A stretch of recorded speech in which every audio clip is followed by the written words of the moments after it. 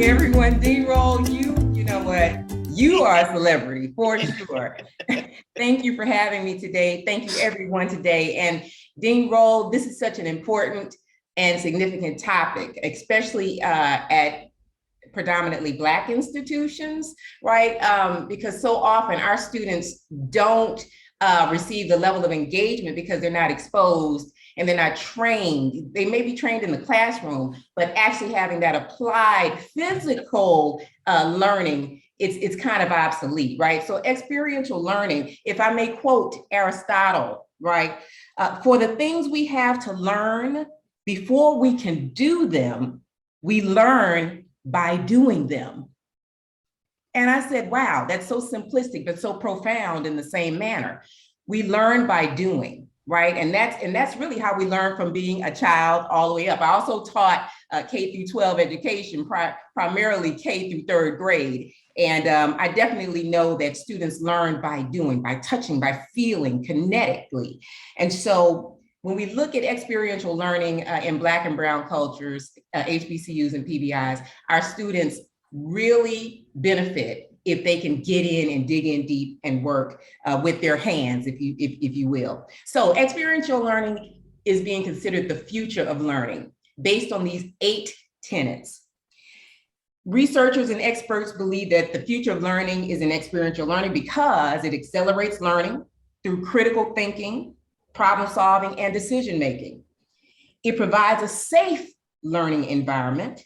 It bridges the gap between theory and practice. It produces demonstrable mindset changes. It increases engagement levels, learning by doing. It delivers exceptional return on investment, and we're all looking for ROIs in any organizational culture. It provides accurate assessment levels. Students can really, really thoroughly understand their strengths as well as their weaknesses. And lastly, it enables personalized learning. We learn by doing, we learn by seeing, we learn by touching. As it relates to Medgar College, we have a wonderful track record as it relates to experiential learning. I've been with the college for a little under 4 years, and I have some great success stories in that amount of time. In specifics, Nanotronics, a company that we are currently working with as a part of a Startup New York partnership, has had the greatest gains. Nanotronics, of the 200 companies within the startup organization, has been the fastest to rise over the past 8 years. We became partners with Nanotronics officially back in 2019. That first year, they took on about 4 of our interns. Nanotronics is an artificial intelligence. Let me tell you about Nanotronics.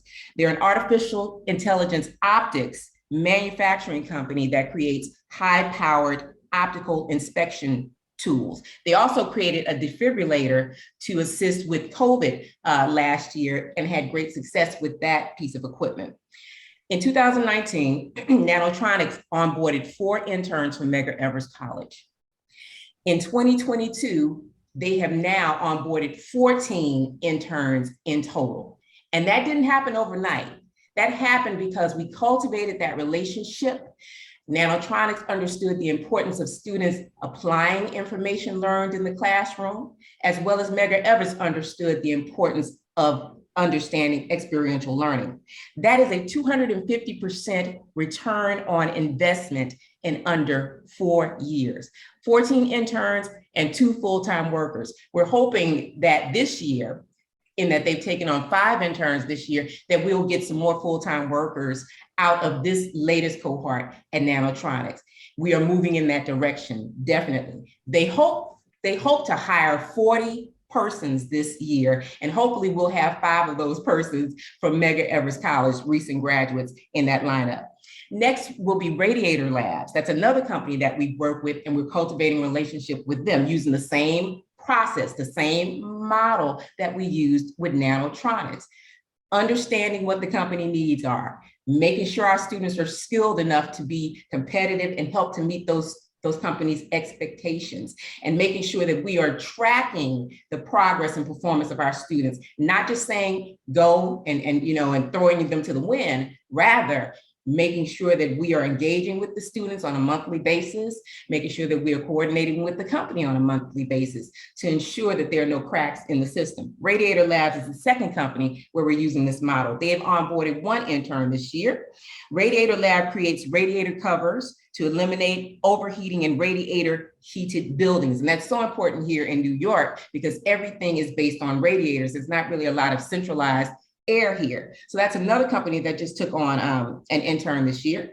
24/7 Office, an artificial intelligence and accounting firm, took on 4 interns last year using this same basic principle of understanding the company's needs and coupling that with building students' skill sets such that they can meet those needs of the company. And lastly, the Office of the Comptroller of Currency, which is a federal agency, took on 1 intern this year. We are expecting great returns on our investment for all of these students, all of these companies, such that we can continue to pipeline students into real opportunities where they can be sustainable and scalable. And so experiential learning, I think I've given you some great reasons why it's super important in academic context. We need to start thinking like corporations in academic context, right? Yes, it's about the learning, it's about the pedagogy, but it's about sustainability and applying the learning as well.